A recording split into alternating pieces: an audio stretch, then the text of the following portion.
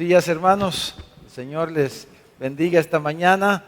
Vamos a abrir nuestras Biblias en la carta de Santiago, si son tan amables, Santiago capítulo 4, y que el Señor ponga su mano sanadora. Tenemos muchos hermanos con problemas respiratorios, con estos cambios de clima, ¿verdad? Es poco complicado, pero gracias a Dios que el Señor nos tiene fuerzas para estar acá congregados esta mañana. Hemos estado, hermanos, compartiendo esta serie sobre la guerra espiritual, que vamos a terminar este mes con y un mensaje más.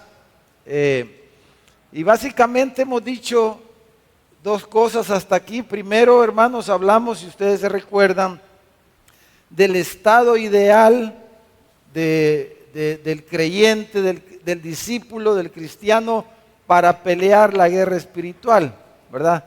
¿Cuál es esa sobriedad y vigilancia espiritual? Hablamos de eso en 2-3 mensajes, de la sobriedad y de la vigilancia espiritual como el estado ideal y necesario para poder pelear la guerra espiritual. Y en segundo lugar, hablamos de en qué se centra la guerra espiritual. Y dijimos que en la vida del no creyente, ¿verdad?, se centra en que el diablo trata de ocultarle el evangelio. Que el creyente no le sea, el inconverso, el incrédulo, no le sea iluminado el evangelio de Jesucristo, ¿verdad? Y mantenerlo en las tinieblas, mantenerlo sin entendimiento del plan de Dios para su salvación. Y por otro lado, en la vida de nosotros los creyentes, dijimos que la guerra espiritual se centra en que el diablo quiere robarnos la integridad, ¿verdad? Hacernos tropezar o de alguna manera atacar nuestra integridad para tenernos avergonzados y que entonces no tengamos la libertad, la voluntad, la fuerza de cumplir con la misión de Dios, con el trabajo que Dios nos ha encomendado, ¿verdad? Cuando perdemos la integridad, entonces la culpa, la vergüenza son obstáculos para que podamos llevar a cabo el trabajo que Dios nos ha encomendado. Entonces, el diablo, hermanos, nos tienta y busca cómo hacernos tropezar, ¿verdad? Nos ataca de una u otra manera para que perdamos la integridad.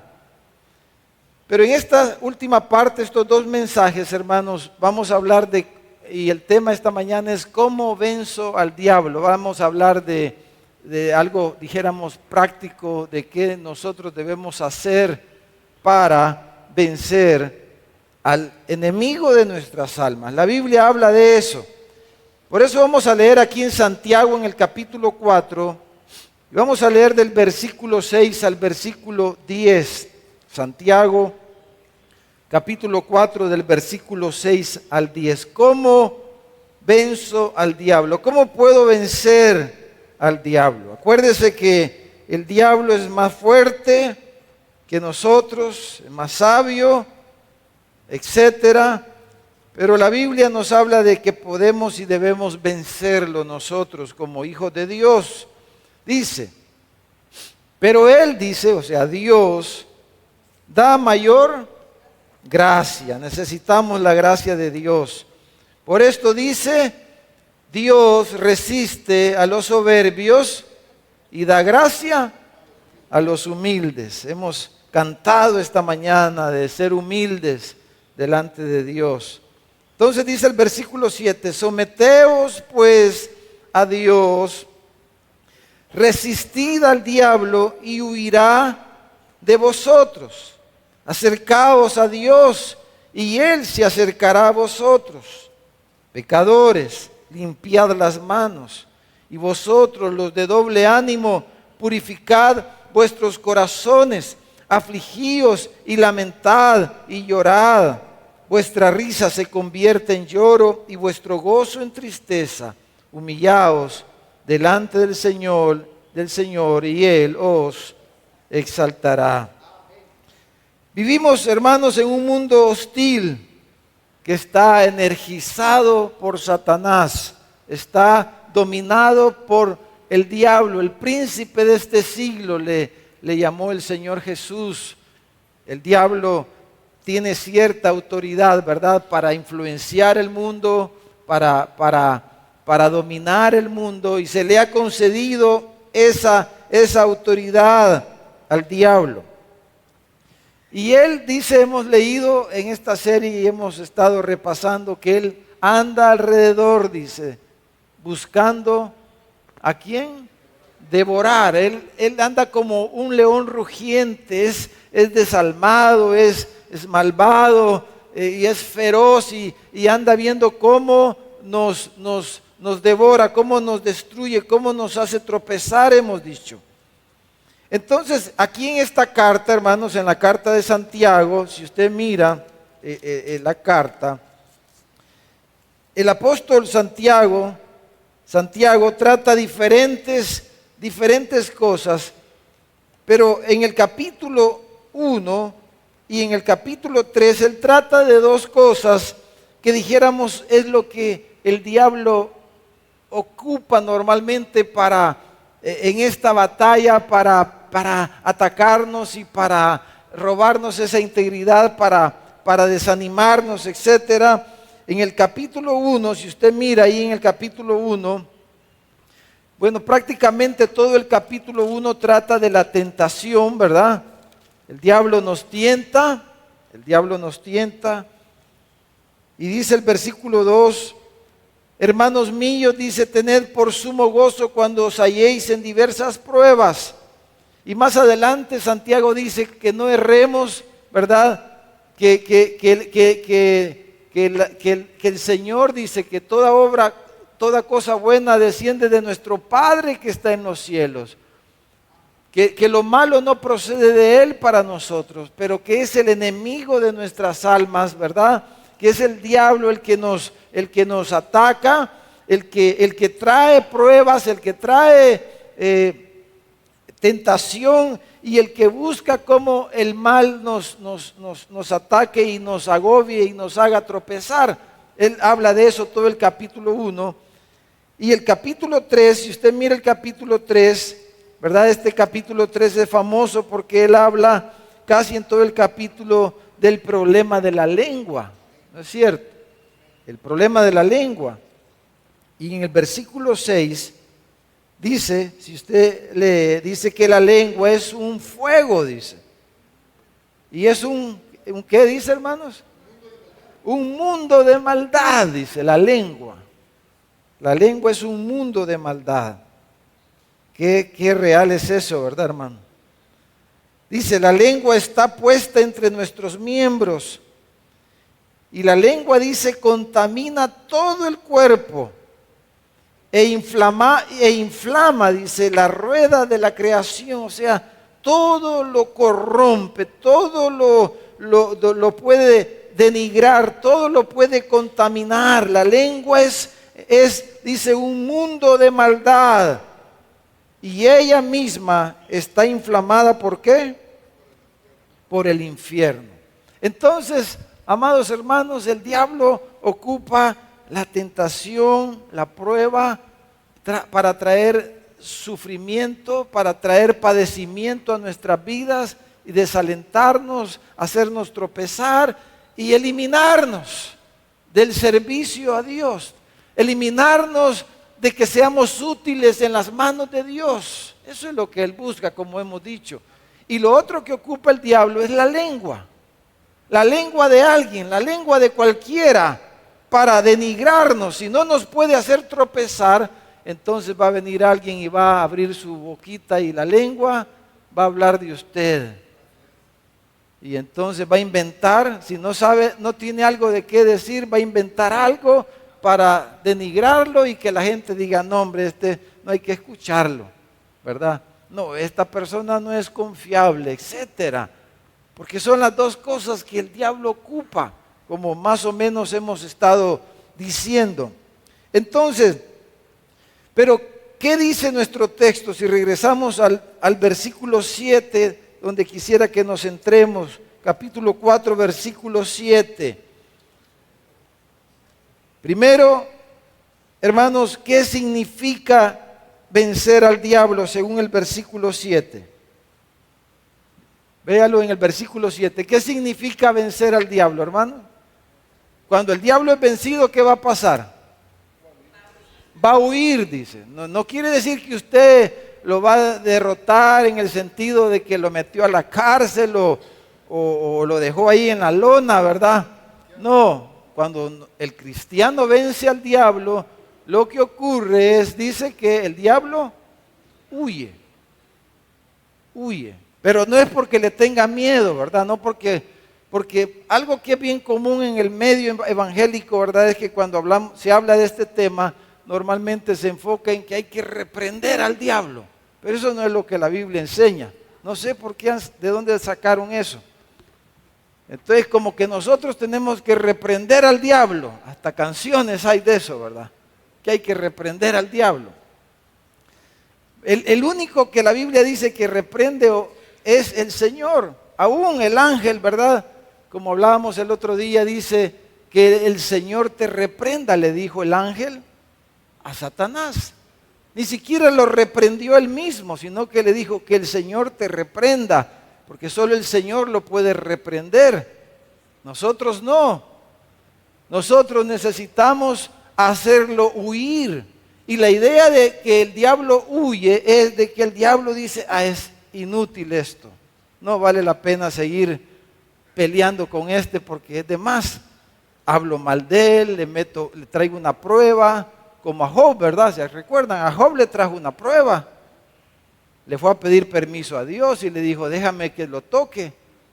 Y déjame que le quite todo lo que tiene, ya vas a ver cómo va a blasfemar contra vos.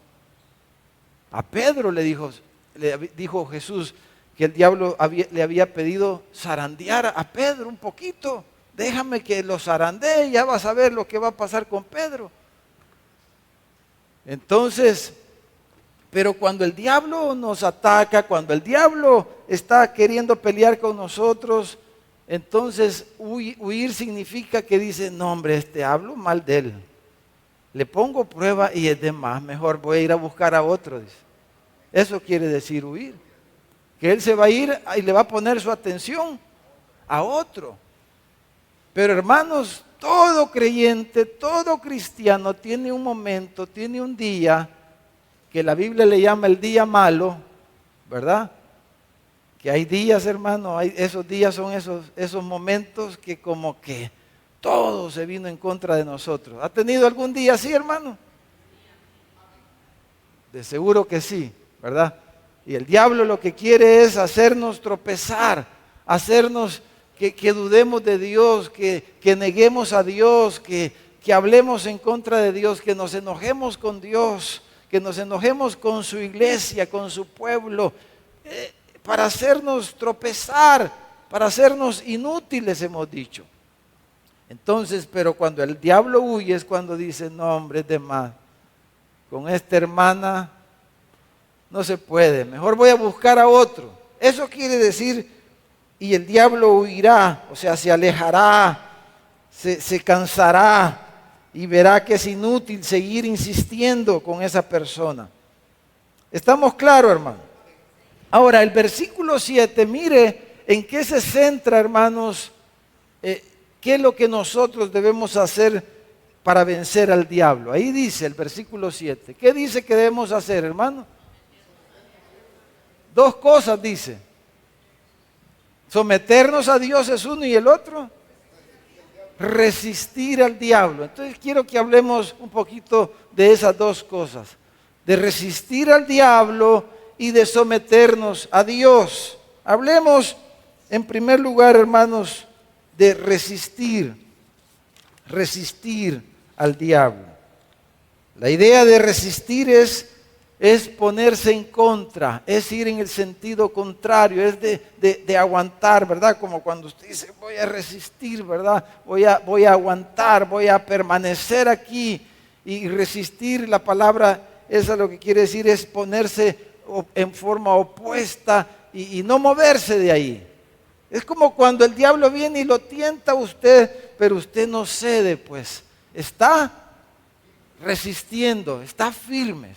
Ahora, en primera de Pedro en su primera carta, hermanos, amplía un poquito acerca de esto. Y mire lo que Pedro dice, primera de Pedro capítulo 5, vaya conmigo, porque primera de Pedro 5, hermanos, es un pasaje paralelo a este que estamos nosotros leyendo, que es nuestro texto esta mañana. Son pasajes paralelos. Pedro está hablando más o menos de lo mismo y agrega algo otros elementos, pero en el versículo 9, Pedro dice cómo es que se resiste al diablo. Santiago dice que hay que resistirlo para que huya de nosotros, para que desista de estarnos atacando. Pero Pedro le agrega algo en el versículo 9 del capítulo 5 de su primera carta y dice, al cual dice, resistid firmes en la fe, dice, sabiendo que los mismos padecimientos se van cumpliendo en vuestros hermanos en todo el mundo, porque el diablo trae padecimiento a los cristianos. Como ya dijimos, el diablo trae situaciones difíciles para que nosotros, si es posible, blasfememos contra Dios, como dijo que iba a hacer Job. Deja piel por piel, pelo por pelo, le dijo el diablo al Señor. Deja que le toque su cuerpo, deja que lo enferme, a ver si no blasfema en tu misma cara, le dijo el diablo a Dios. Pero Job resistió, hermano. Job resistió. Y el diablo, en sus palabras, insinuó delante de Dios que Job era un interesado, porque el diablo siempre nos ataca con cosas y dice cosas de nosotros. Dice, este Job es interesado, le dijo a Dios. ¿Cómo no va a adorarte? ¿Cómo que no va a venir al culto? Le dijo. Y hasta llora en el culto y levanta sus manos. ¿Y cómo no lo va a hacer Job? Le dijo, sí, mira cómo lo has bendecido. Hasta en carro llega al culto. Le acaban de dar un ascenso en el trabajo. Le acaban de dar su herencia. ¿Cómo que Job? Le dijo, no te va a adorar si mira cómo lo tenés, lo ha acercado. Le dice, ese Job ni se enferma, no le pasa nada malo, todo le sale bien. Sus hijos están sanos y, no hombre, todo excelente, Job, perfecto, le dijo. ¿Y quién no te va a adorar así? No hombre, si así cualquiera te adora, le dijo. Pero deja que le ponga la manita un poquito. Mi uña chuca, ¿verdad? Chuca decimos, ¿verdad, hermano? Mi uña sucia, que le ponga encima a Job y ya va a ver si no va a blasfemar contra vos. Digo, es que este Job es interesado. Así dijo Satanás, era el que estaba diciendo eso. Bueno, usted conoce el libro de Job y sabe que eso se desvirtuó. Eso resultó que era mentira. ¿Y cómo se pudo desvirtuar eso? Porque Job resistió al diablo, resistió el ataque del diablo. Y de Pedro dijo Satanás, dijo que Pedro era un pretencioso, dijo. Porque, y normalmente, hermanos, el diablo busca, ¿verdad? Si es listo el diablo, y busca cómo hablar de nosotros. Y acuérdense que Pedro era un poquito impulsivo y le había dicho al Señor, Señor, no, yo no te voy a negar, le dijo. Si yo voy a dar hasta mi vida por vos, le dijo. Lo que sea, le dijo, voy a hacer, aunque todos te dejen, yo no te voy a dejar, le dijo Pedro. Pedro se creía que era muy fuerte, ¿verdad? Pedro decía, yo soy fuerte, soy valiente. Pedro creía que él era fuerte. Job pensaba que él era íntegro. Y a veces de las cosas donde uno se pueda jactar, hermano, hay que tener cuidado. En las cosas que uno puede creer que uno es bueno, ahí hay que tener cuidado, porque por ahí el diablo nos va a atacar y va a usar alguna lengua para hablar de nosotros. Y dijo, este Pedro es un pretencioso, le dijo en otras palabras a Jesús. Solo déjame que le pegue una zarandeada y ya vas a ver. Y ni fue tan fuerte la zarandeada, ¿verdad, hermano? Y el Pedro quiso, hermano, cuando la muchacha le preguntó, ¿vos sos discípulo de Jesús? Negarlo 3 veces, lo negó. Pero Pedro regresó después, ¿verdad? Arrepentido. Porque el Señor le dijo, yo he orado por ti para que tu fe no falte. Tu fe no falte. Entonces, hermanos, vencemos al diablo cuando lo resistimos.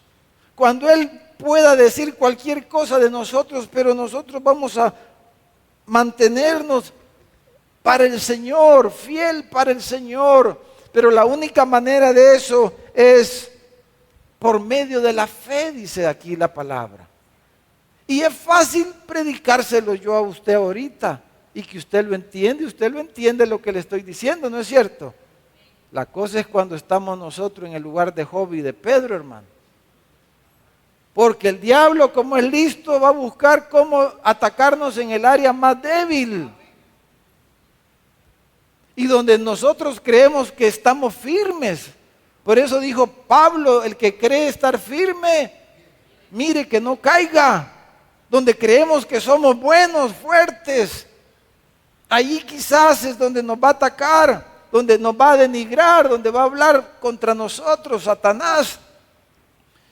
Pero dice Pedro aquí que lo resistamos, dice, a quien resistir, les decía a los hermanos, firmes en la fe.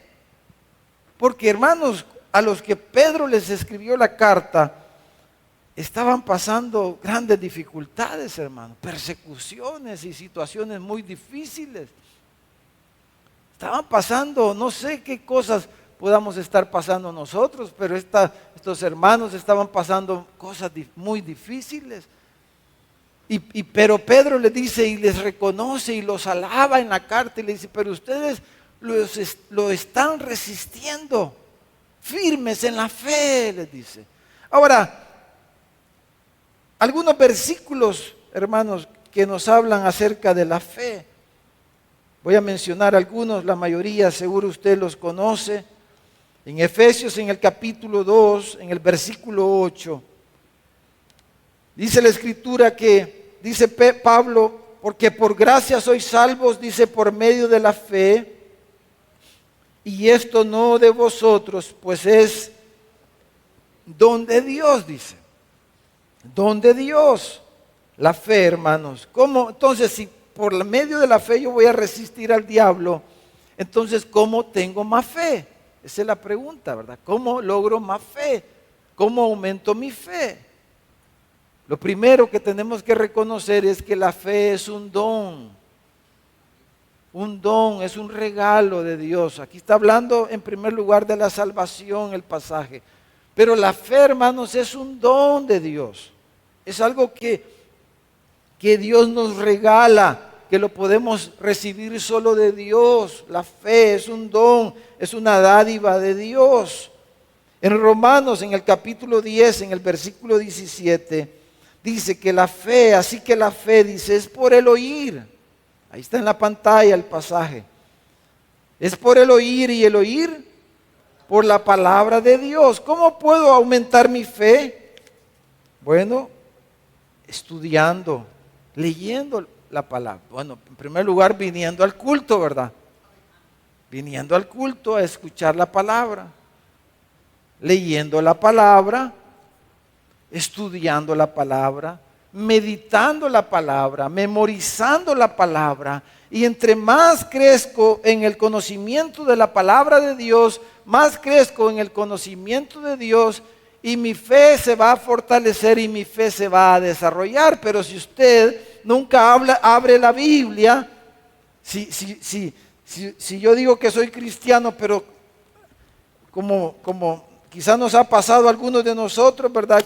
O me pasó a mí en algún momento en mi caminar cristiano, o antes de que venía a la iglesia, pero realmente no me había convertido a Cristo. Agarraba la Biblia para nada más el domingo. Y le hacía así el domingo, en la mañana. Le sacaba las cucas y el polvo, hermano. Porque toda la semana no la había abierto. Eso me pasó a mí. No sé si a usted le ha pasado, pero la fe se incrementa a través de la palabra de Dios. Ahora, la fe, hermanos, según Hebreos 11:3, la fe, hermanos, no es un sentimiento.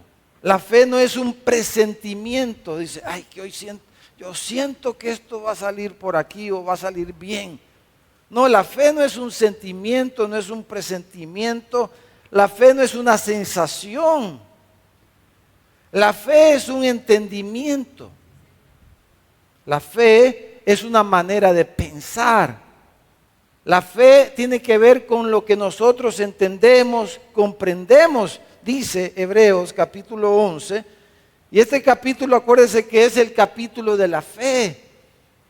Se le llama así a este capítulo, al capítulo 11 de Hebreos, la tribuna de la fe, los héroes de la fe, el capítulo de la fe. Y el versículo 3 dice que la fe, dice, por la fe, ¿qué dice, hermanos? Entendemos. La fe es un entendimiento que alcanzamos, que obtenemos como un regalo de Dios y como producto de nuestro conocimiento de la palabra de Dios, que nos da una mente, una manera de pensar, nos da la mente de Cristo. No es una sensación, hoy tengo fe, hermano, hoy amanecí con fe. No, hermano, amaneció, no sé, con feeling quizás, pero esa es otra cosa. Por la fe, dice, entendemos haber sido constituido el universo por la palabra de Dios. Mira, ahí está la palabra de Dios. Está hablando aquí de la comprensión que la fe nos da de cómo las cosas se han originado, toda la creación. Y la fe es una manera de pensar. Son unos ojos que ven la realidad de una manera diferente a alguien que no tiene fe. Entonces la fe es un entendimiento. Y en Lucas, en el capítulo 17, un versículo más, versículo 5, los apóstoles le dijeron al Señor, aumentanos la fe. Porque Jesús dijo, cuando venga el Hijo del Hombre hallará fe en la tierra. Y entonces ellos le dijeron al Señor, Señor, aumentanos la fe. Y entonces la oración, no sé cuántos estamos orando, amados hermanos, y yo lo invito los días sábados, prográmese un sábado por lo menos al mes, a las 8, de 8 a 10 de la mañana, cada semana, por lo menos los líderes y de la zona, cada zona especialmente, pero usted puede venir cualquier sábado, pero estamos organizándonos para que siempre haya un buen grupo y que estemos orando, hermano, porque estamos orando muy poco quizás. No oramos, hermano. No tenemos una disciplina de oración. Y eso está pasando y ha pasado en todas partes. No es para disculparnos, pero es la realidad. Pero necesitamos ver cómo el Señor nos ayuda, pero hay que pedirle fe al Señor, como otras cosas, pero la fe hay que pedírsela a Dios porque la fe viene de Dios, como comenzamos diciendo. Ahora, lo contrario a la resistencia, hermano, a la resistencia firme, si regresamos ahí a Santiago, al capítulo 4, ahí nos dice cuál es lo contrario a eso. ¿Qué es lo contrario a estar firme, hermano? Lo contrario a firme es algo que se puede mover fácil. Y Santiago le llama aquí, le llama en el pasaje, dice que son los hombres, o sea, el hombre o mujer, el ser humano, y le llama inconstantes. Les llama de doble En el versículo 8, que leímos, le llama a lo contrario a estar firme, es de doble ánimo. O sea, dice inconstante, o sea, de doble ánimo, de doble alma, que tiene dos almas, quiere decir. Un día dice que sí, pero el otro día dice que no. Y cambia fácilmente su manera de pensar, su manera de actuar, su manera de hacer las cosas. Es inconstante. Doble ánimo, dice, doble alma. Eso es lo contrario a la firmeza. Y también Santiago nos dice cómo se puede corregir y cuál es el origen de ese doble ánimo. Dice que es un problema de ¿qué, hermanos? Del corazón. Es un problema del corazón. Dice que el hombre de doble ánimo es inconstante, dice, en todos sus caminos. Pero Dios no quiere que usted y yo seamos inconstantes, porque así no podemos vencer al diablo siendo inconstantes. Por eso, vuelvo a lo básico, hermano. Congregarse debe de ser algo constante, hermanos. Leer la Biblia debe de ser algo constante. Orar debe de ser algo. Relacionarme con los hermanos debe de ser algo, etcétera, etcétera. Pero el hombre, dice, de doble ánimo es inconstante en todos sus caminos, y así el hombre inconstante va a ser víctima fácil de Satanás. Pero al hombre inconstante, Santiago le dice: purificad vuestros corazones, arrepentíos, dice, y purifiquen sus corazones. Necesitamos, hermanos, venir a nuestro corazón, examinar nuestro corazón y ver qué cosas que no están puras ahí, pues necesitan ser tratadas y traerlas al Señor, como hemos cantado esta mañana. Necesitamos traer esas cosas al Señor que no están puras en nosotros. Todo lo que no es puro, necesitamos traerlo al Señor, porque la impureza produce inconstancia. O sea, sentimientos no correctos, pues, impureza. Necesitamos traerlo al fuego del altar de Dios y decirle: Señor, consume estos pensamientos, estos deseos, estas cosas en mi corazón que no están correctas. Señor, te las entrego a ti. ¿Para qué? Para que el Señor pueda producir esa firmeza que necesitamos, estar firmes para vencer al enemigo de nuestras almas. Amén, hermanos. Porque, hermanos, por eso dice el mismo capítulo 11 de Hebreos, en el versículo 6, dice que sin fe es imposible agradar a Dios. Ahora veamos lo segundo, hermano. Versículo 7, ¿verdad?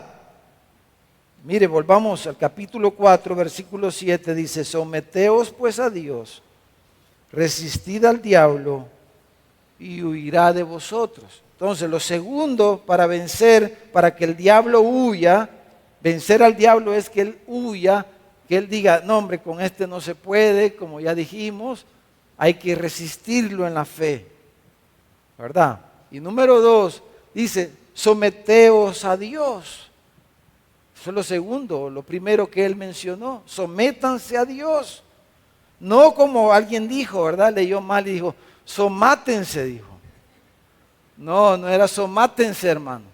Sino como dice, hermano: someteos, sométanse, someteos a Dios. No somátese. Viera que somatada me dijo. No, no es eso, hermano. Es sométase a Dios. Ahora, ¿qué implica someterse a Dios, hermano? Básicamente, someterse a Dios es aceptar su voluntad. Aceptar su voluntad, confiar en Él. Básicamente, someterse a Dios es que yo confío en Él y que me someto, acepto su voluntad. Su voluntad, como dice el Padre nuestro, ¿verdad? Padre nuestro que estás en los cielos, hágase tu voluntad aquí en la tierra como se hace en el cielo. Entonces, someterse a Dios significa aceptar la voluntad de Dios, hermano. Y ver que al Dios soberano, como la Biblia nos presenta, que es el dueño, el Señor de todo, el que enriquece y el que empobrece, el que hace salir el sol sobre buenos y malos, el que trae su lluvia como esta mañana sobre buenos y malos, el que tiene control de todas las cosas. Ese Dios, ¿quién conoció la mente del Señor? ¿Quién le instruyó? Dice la Escritura. Sus caminos son inescrutables, son sus caminos. Son inagotables sus pensamientos. Son profundos sus pensamientos. Ese Dios que nos describe la Biblia, amados hermanos, que a veces hay cosas, ¿verdad? Uno no entiende, hermano. A veces cuando ve situaciones en personas, ¿verdad? Que pruebas, pero no pruebas de un día, de una semana, de un año, hermano. No, pruebas que son para toda la vida, hermano. Personas que nacen con limitaciones a veces, o a veces personas que tienen hijos que requieren una atención increíble y que tienen que luchar con eso toda su vida prácticamente, y que se entregan a esos cuidados. El otro día, una querida hermana de nosotros aquí, ella vive para su hijo, y ella se cayó un día de estos, se quebró el brazo. Tratamos de ayudarle, pero el hijo se lo llevó al hospital y ahí lo tuvo, le dieron un permiso especial para tener al hijo ahí en el hospital con ella, imagínense. Y yo Señor, y a veces por una cosita estoy reclamando yo, porque me tropecé, porque me salió un uñero, porque me dijo no, porque me regañó el jefe. ¡Ay! Se cayó el mundo. Porque llovió y se me mojó la ropa que acababa de lavar. ¡Ay! Ya se me cayó el mundo. ¿Verdad que así somos a veces, hermano? Una media cosita. Y estamos tan bendecidos, pues. Aquí hay jóvenes. Ustedes. Entonces, nos cuesta, ¿verdad?, aceptar las circunstancias, pues. Y todo lo que pasa en la vida y lo que viene a nuestras vidas, que muchas de esas cosas, o algunas de esas cosas uno no las busca, ni las provoca, ¿verdad? Porque ¿quién quiere tener un hijo con problemas? Nadie dice, Señor, dame un hijo con problemas, al contrario, ¿verdad? Usted oiga a un papá, a una mamá, ¿qué fue?, le dice uno. Varón o hembrita, lo que sea, pero dice, lo importante, dice, es que venía sanito. Así dicen todos los papás. Vaya al hospital. Al hospital, ¿no es cierto? Porque nadie dice, esas cosas uno no las pide, pero hay otras cosas que uno tiene la culpa, hermano. Porque uno se anda metiendo en esos líos. Porque ¿quién le dijo que sacar ese asunto al crédito, pues, y hoy no lo puede pagar? Usted bien contento lo fue a sacar allá a la tienda, ¿verdad? Y hoy ahí está afligido porque no lo puede pagar. Quizás mejor devuélvalo, ¿verdad? Ay, pero no voy a ver la novela, hermano, ¿y cómo voy a hacer si lo devuelvo? Bueno, no sé. Bueno, hay cosas que uno se las busca, hermano. Pero someterse a Dios es aceptar su voluntad, sus designios, sus decretos, sus caminos. Y las cosas que vienen y pasan, vienen a nuestras vidas que a veces no nos gusta, pero y uno en vez de estar reclamando, pues sí, como cantábamos, mejor humillémonos. Y es lo que dice Santiago. Mire el pasaje, hermano. Mire el pasaje. Eso dice el pasaje. Y en 1 Pedro 5, que es el pasaje paralelo, lo mismo dice Pedro. Humillaos, dice. 1 Pedro 5, 6 va a aparecer ahí en la pantalla, pero usted mire el pasaje ahí en Santiago 4. Versículo 10. ¿Qué dice el versículo 10, hermano? Humillaos delante del Señor y Él os exaltará. Dios, Él los exalta, Él les va a quitar esa situación, pues esa dificultad.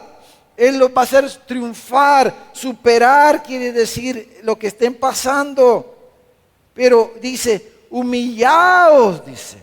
Y Pedro dice, mira ahí en la pantalla, humillaos pues bajo la poderosa mano de Dios. La mano de Dios es todo lo que estábamos diciendo, sus designios, lo que Él hace. Que quién le puede decir el barro al alfarero, ¿y por qué me hiciste así? ¿Por qué haces así? Nadie le puede decir eso a Dios.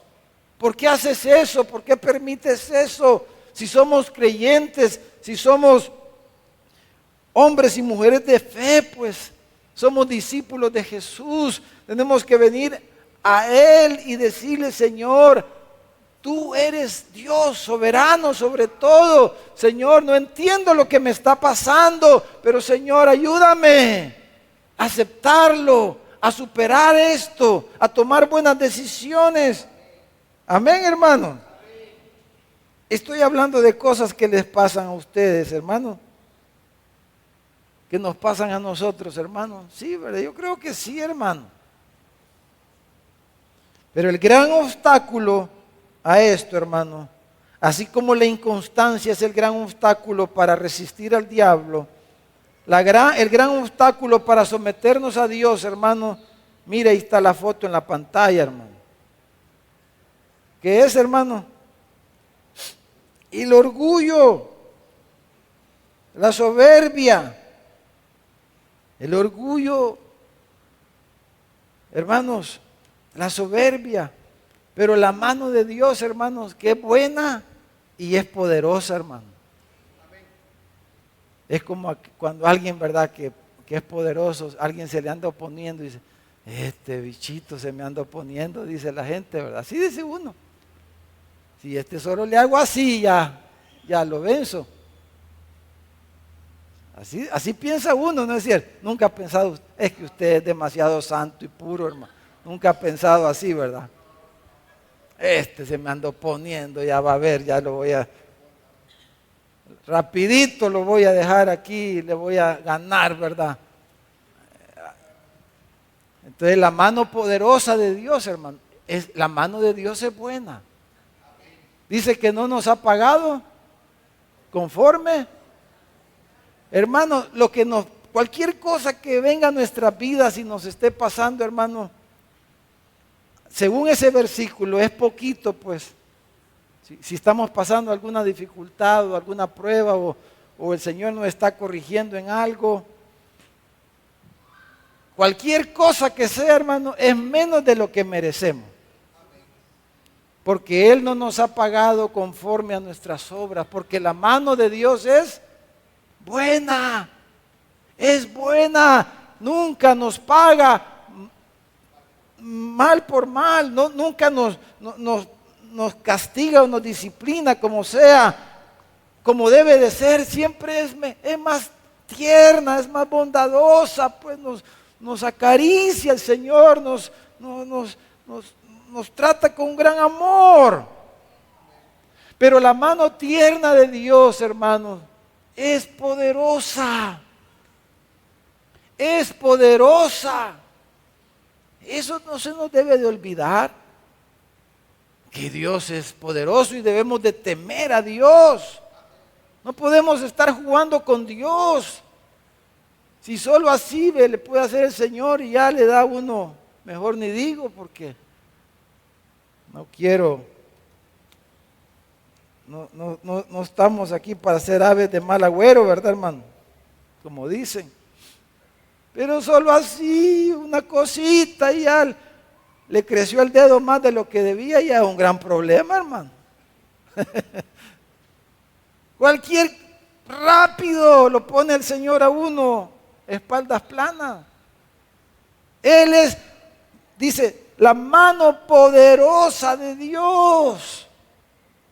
Dice, sométanse, humíllense bajo la mano poderosa de Dios. Entonces, hermano, en medio de todo, ahí Job y Pedro que usamos de ejemplo, hermano, Dios estaba trabajando eso con ellos, hermano. Hermano, Job, y yo lo he dicho otras veces, pero Job, hermano, no había, dice, así comienza el libro de Job, no había otro hombre más justo que Job en la tierra, dice la Biblia.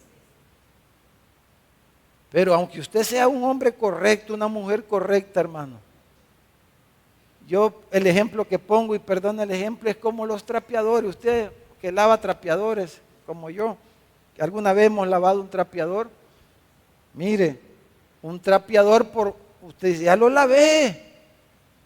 Y usted vuelve a lavarlo y lo vuelve a restregar, ¿qué va a salir? Suciedad. No, pero si ya lo había lavado. ¿Y por qué sale suciedad? No lo lavaste bien, le dice. Y ahí viene otro y dice, vaya a lavar el mismo trapeador. No, si ya lo lavó fulano. Y lo vuelve a ir y lo lava otra vez y lo restriega y ¿qué vuelve a salir? Suciedad. Así somos nosotros. Delante de Dios. Aunque Job era el hombre más justo, pero con un poquito de que lo apretó el Señor. ¿Qué salió de Job? Orgullo, soberbia. Lea el libro. Pero no había otro hombre más justo que Job, pero cuando lo apretaron un poquito. O sea que si, por muy excelente que usted sea, un gran cristiano, el mejor cristiano de todo El Salvador,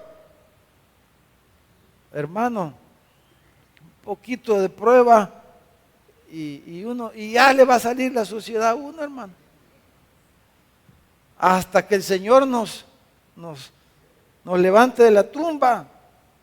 Por eso mire, dijo el salmista en el Salmo 119, versículo 31. Y aquí le voy a dar este consejo que lo da la palabra del Señor, no es mío. ¿Qué dice, hermano? Este es un salmo de David. Y dice, mire, bueno, para que aprenda tus estatutos, hermano. Cuando no nos sale bien las cosas, pues, cuando fracasamos en algo, cuando no nos sale bien algo, cuando fallamos en algo, ¿qué debemos hacer, amados hermanos? Si usted está en las manos de Dios, usted es un hijo de Dios, es una sierva del Señor, somos del Señor, pues somos el pueblo de Dios, Él nos está cuidando, pero nos salió algo mal. Entonces debemos humillarnos delante de Él y no enojarnos con el otro. ¿Y vos qué tenés que andar diciéndoles? Vos callate. ¿Qué me estás viendo? Le dice. ¿Y vos por qué te reís? Le dice. Cosas que pasan ahí con los niños, ¿verdad, hermano? O solo y los grandes también, ¿verdad, hermano? Hermanos, el asunto es que sin humildad, hermanos, no podemos someternos a Dios. Y humilde quiere decir, esa palabra quiere decir alguien que no se levanta del suelo, hermano.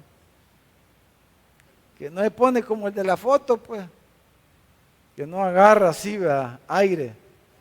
No, humilde es alguien que no se levanta mucho del piso. Eso quiere decir literalmente la palabra humilde en el idioma original.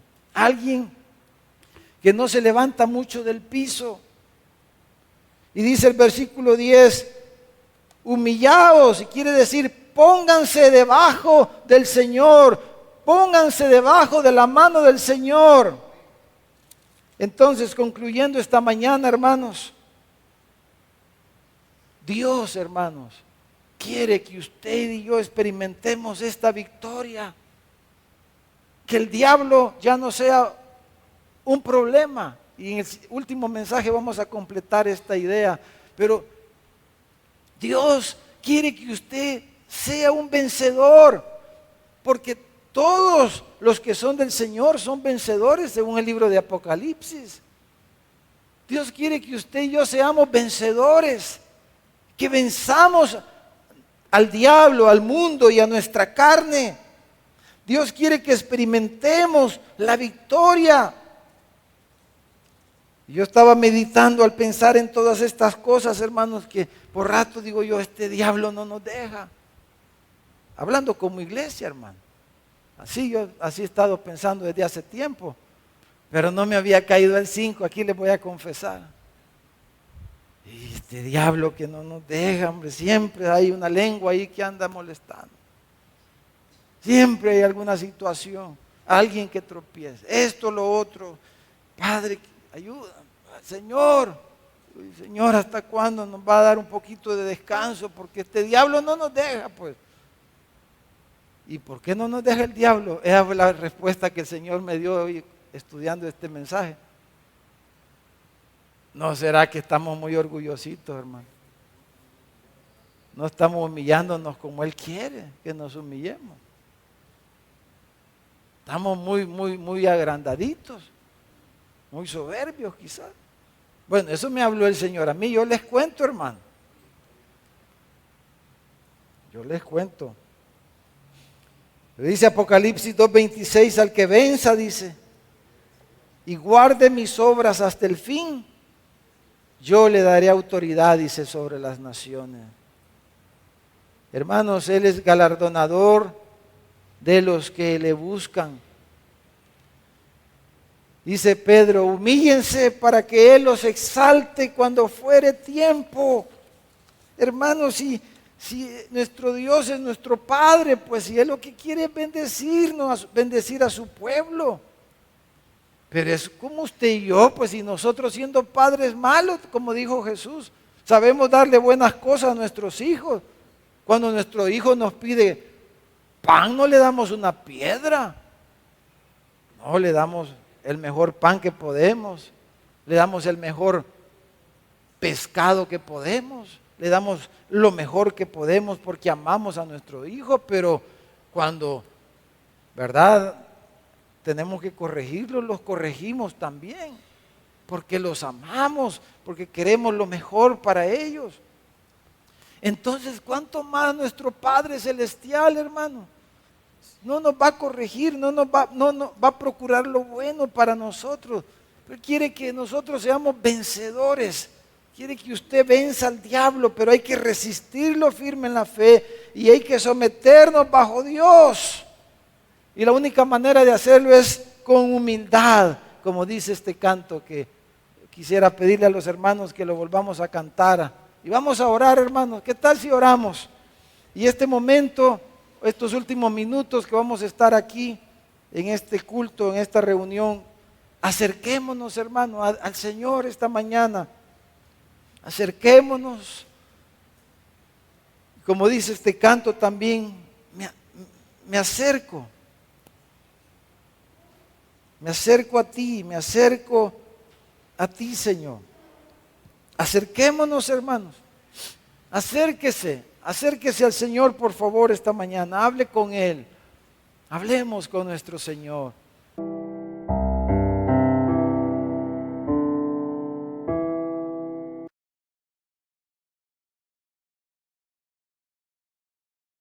Gracias por estar conectado con nuestra iglesia. Espero que este sermón haya sido de bendición para tu vida. Si quieres ver otros sermones, puedes suscribirte a nuestro canal de YouTube o seguirnos en nuestras redes sociales. Recuerda que los sermones de nuestra iglesia estarán siendo transmitidos en vivo los días domingo a las 5 de la tarde y los días jueves a las 7 de la noche. Así que te esperamos. Si tú no has entregado tu vida a Jesucristo, si no has creído el Evangelio de nuestro Señor, te invito a que puedas orar, hablar con Dios y pedirle que venga a tu corazón.